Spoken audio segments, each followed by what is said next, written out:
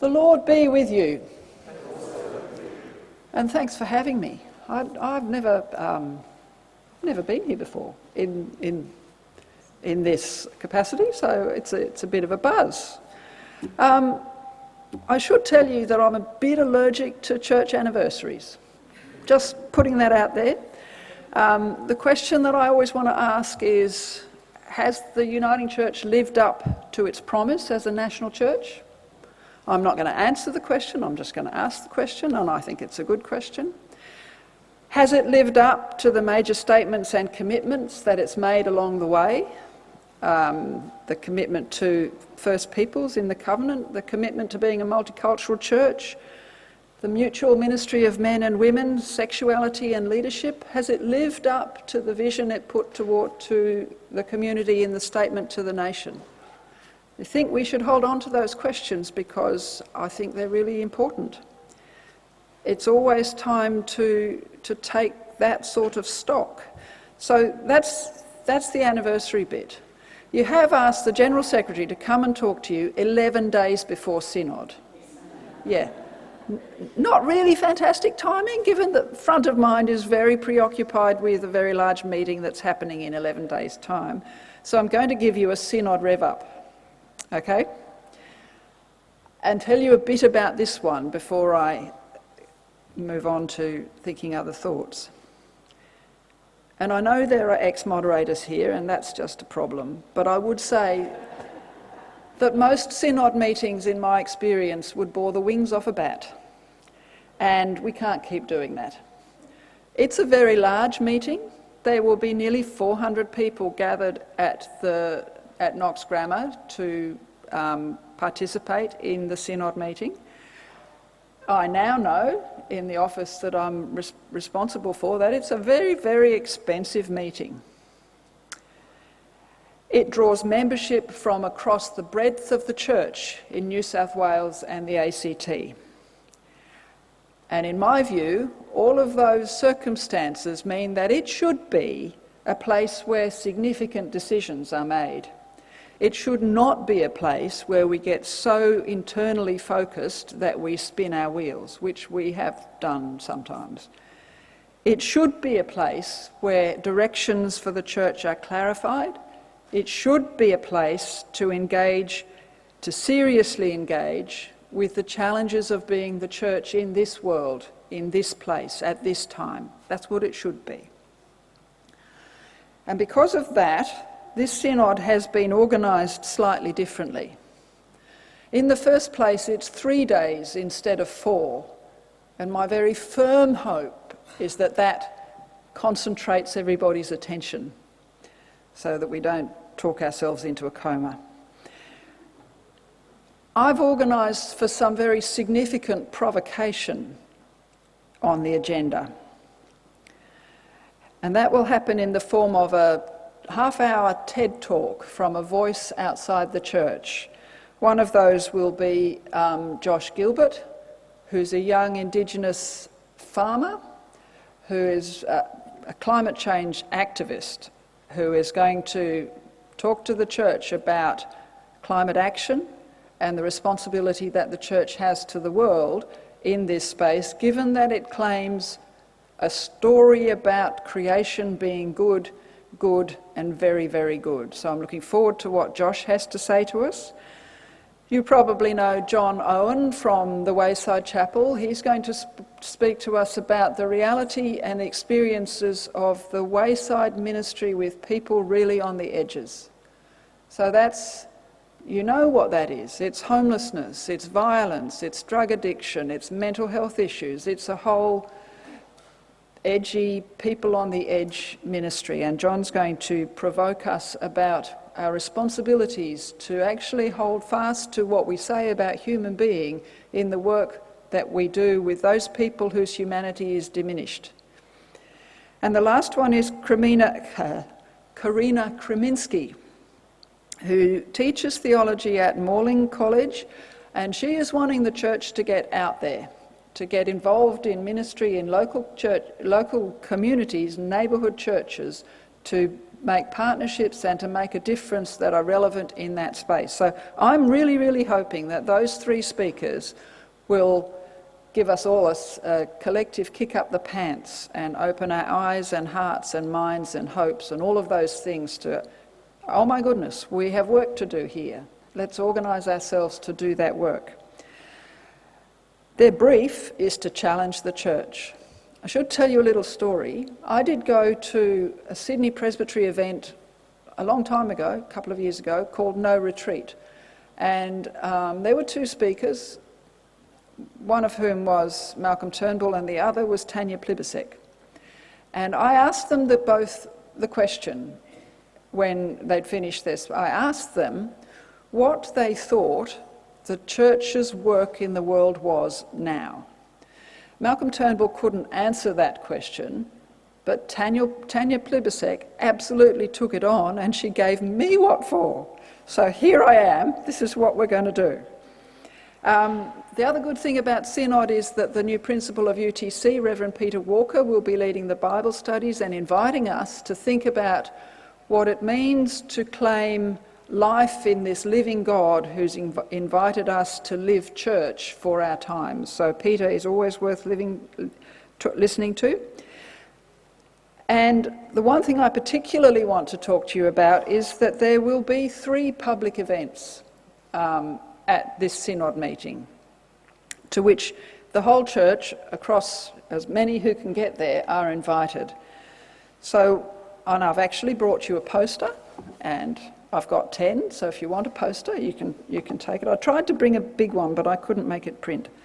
So one of those events will be a screening of the new documentary, 500,000 Steps, which is based on a decision of a previous synod to engage in a serious harm minimisation campaign and the long walk to treatment, which you must have heard about, was part of that, and this documentary is pulling all of that together. So that will be a not to be missed event. On the Saturday night, and I really hate this name, but yeah, I'm stuck with it, there's an event called Revivify. It used to be called Many Cultures, One in Christ, and I actually understand that. Revivify is sort of a bit odd. So that will be a very energetic, high-powered, hopefully empowering worship event featuring lots of young people, lots of possibly noise and enthusiasm for the work of this church. That's another one. And finally, at the end of Synod, there will be the Synod closing worship, and that also is a public event. Now, don't ask me how to do this, but apparently, if you grab one of these posters, and if you do something with your phone in relation to that thing, it will tell you what you need to do to register for these events. I've got no idea how to do that, but anyway. Some of the proposals that are coming to Synod, I told you were going to get a Synod rah-rah. Some of the proposals are quite bold for our church, in my experience. There is a paper coming to the church to the Synod about what it means to be a growing church. Now, in my experience in the Uniting Church, we get a bit phobic about growth, and I don't think I've ever been in a synod where we've had what does it mean to be a growing church on our agenda, and I think that's really exciting. What sort of leadership do we need for the church in our times? What's the shape of that? What might our advocacy priorities be? How are we going to engage in the public space from the story that we live, creation, humans in the image of God for the sake of the world? And also Josh, as I said, is going to provoke us to think about what might be our climate action priorities as a whole church. Many of those Synod events will be live streamed, and again, don't ask me how to do this, but they'll be accessible online, and I'm pretty sure they won't be boring. So that's enough promotion. Let's think about Elijah, who seems to have got himself into a bit of a mess. In the name of God, blessing us, changing us, calling us. Amen.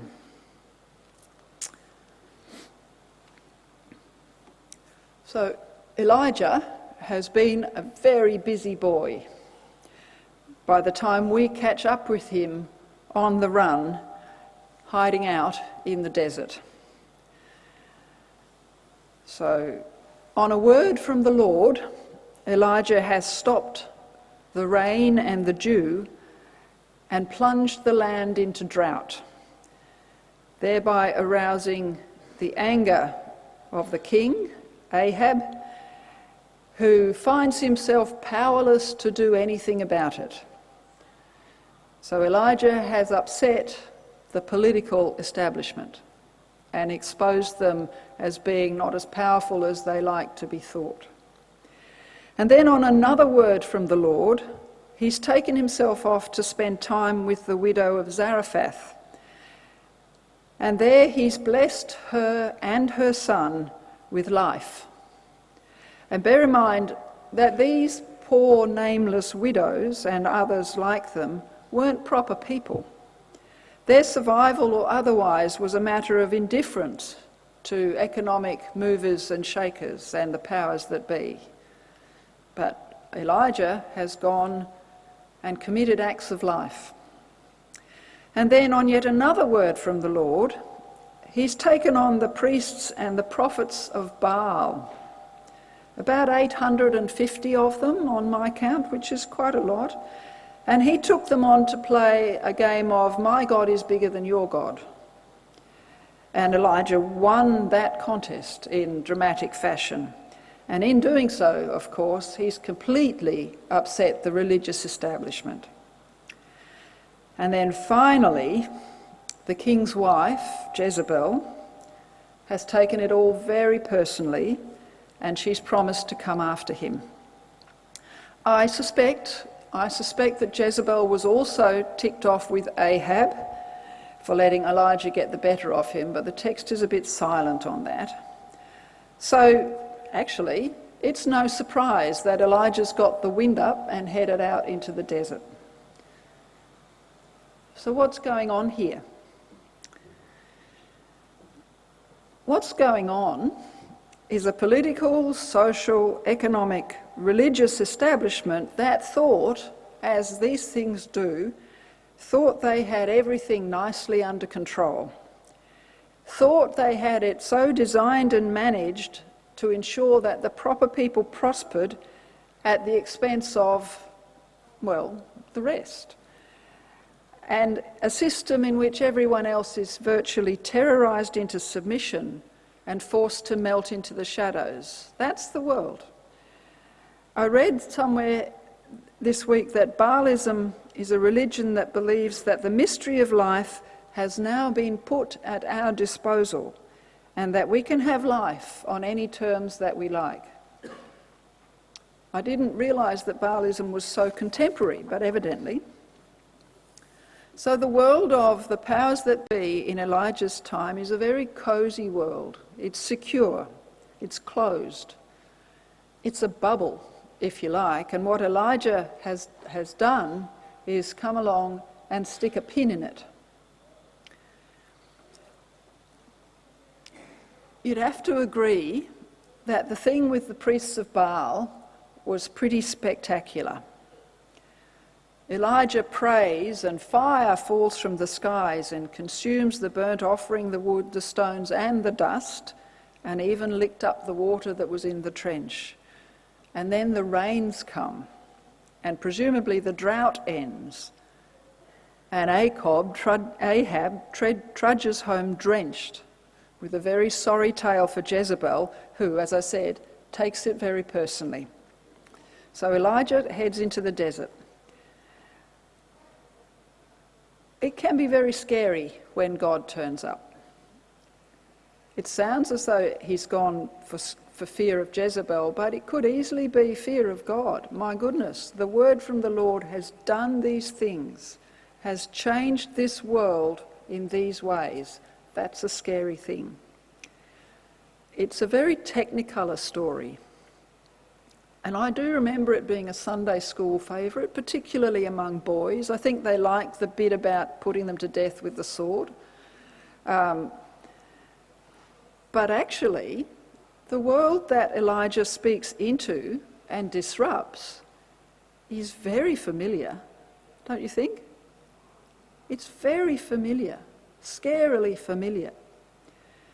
I've always thought Ahab was a bit of a buffoon, a bit of a cartoon character. I'm not so sure anymore. Now, you'll all have your own examples, but think a bit about the political rhetoric that we've heard over the last week about the absolutely terrible threat that the Medivac bill poses to Australia's national security. Really? Think about the ways that people, vulnerable people, are demonised in that rhetoric. We need to keep our national security stitched up tight so that the widows, in this case sick people, can be kept out of sight and out of mind.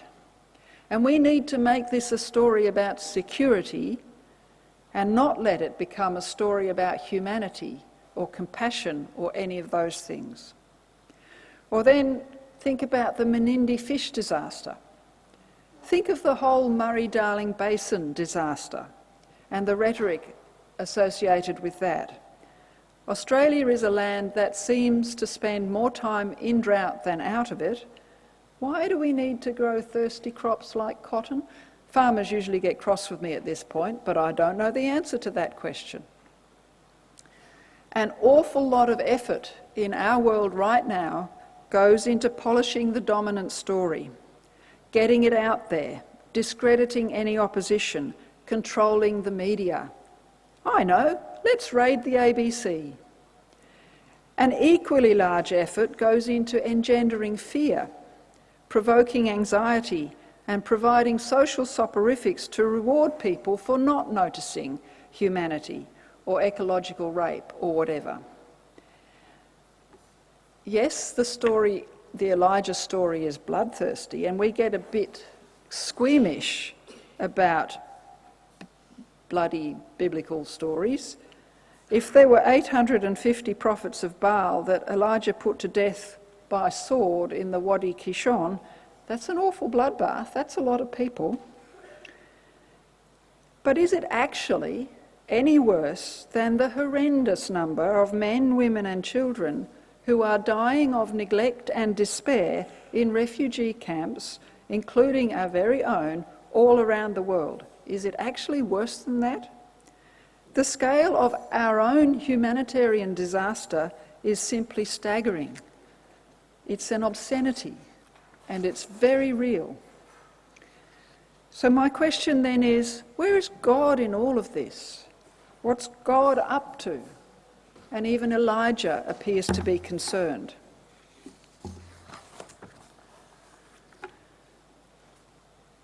But as I thought about it, what Elijah has done on the strength of a word from the Lord, with all of these theatrics, is to commit acts of life in a world defined by death. Stopping and starting the rain means that the Ahab regime is not actually in control. Sharing food with the shadow people on the edges of the world means that, my goodness, there is actually enough. Raising the boy to life means that death is not the last word and the future is possible and coming. All that Elijah does, the only thing he does, really, in the face of the dominant royal priestly narrative, is to say, I believe in God. And I speak from that reality. Elijah speaks from an alternative reality and says, I believe in God, and because of that, He asserts the sovereignty of God, he tells a different story, he lives a different possibility, and in doing so, a new future becomes possible. It doesn't sound like much, and it's not very religious, and it's not terribly pious, but that, I believe in God, has changed and keeps changing the world. Think of those African slaves who first read the story of Exodus and then acted to make it their own story as well. I believe in God, who can bring life out of death. And so for us today, in a church 42 years old, that did start out with great fanfare, but which seems to have lost some of its mojo in recent years, it's my belief that we need to stop the lament. We need to wake up to the task and challenge of being the bearers of that disruptive word into our world. That our world is a world which appears to be dealing out life sentences to millions of people and surrendering the planet, which we claim to be God's good creation. And it seems to be doing that. It's a deep mystery to me, but it seems to be doing that for the sake of short-term political and economic expedience. This is not okay. We have a different story and we need to tell that story. And to do that, I think, we do need to get our heads and our hearts around something that we get very coy about in the Uniting Church. I'll preempt what's bound to happen later on. Somebody will say, well, Jane, it's not about bums on seats. Yep, actually it is. We're great at talking about decline, and we're great at declining, but when it comes to growth, we're so busy trying to dissociate ourselves from, I don't know what, Sydney Anglicanism or something, that we never get anywhere. We never do the work we need to do to pass on this story, to pass on this disruptive word so that it continue to make its way in the world and commit acts of life for the sake of the humans in this creation. This disruptive word goes through disruptive humans like Elijah, like the other prophets, like John the Baptist, like Jesus, like countless faithful people through millennia. And you have a very proud tradition in this church of proclaiming a disruptive word.